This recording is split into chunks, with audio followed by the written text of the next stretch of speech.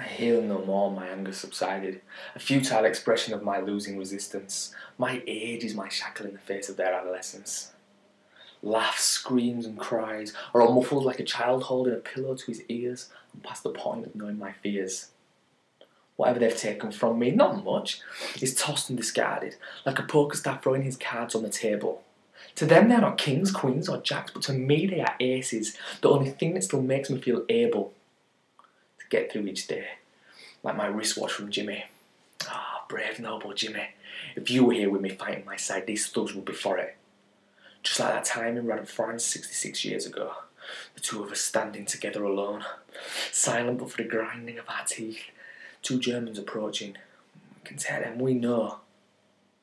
The first I see their comrades is as Jimmy's machine gun shreds four of them, like an excited child ripping through wrapping paper on Christmas morning, and they're falling.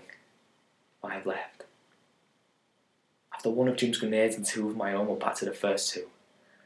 Then like an axe being swung, I'm caught in the leg, and as my knees touch the ground, I'm sure that I'm dead.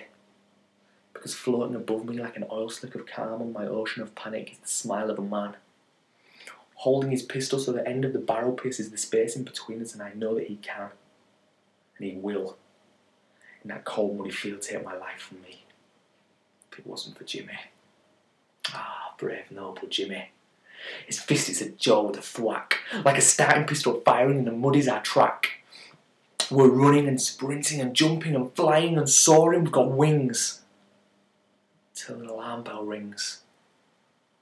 1 left. Jimmy's eyes don't leave mine from the moment the bullet hit the back of his neck, till the moment his life seemed to wade through the mud down the hills past the rocks to the beck. But in those moments his eyes spoke to me for hours, about the lives we would live in the times that were ours. The one complication, the single frustration, instead of the 2 of us there'd be only me. So every time I look at the watch that I wear for 66 years, in the face I'll see the eyes of my friend, James McGee. As it smashes to pieces in the 6 angry feet, my heart is as broken, and the faith in me is beat.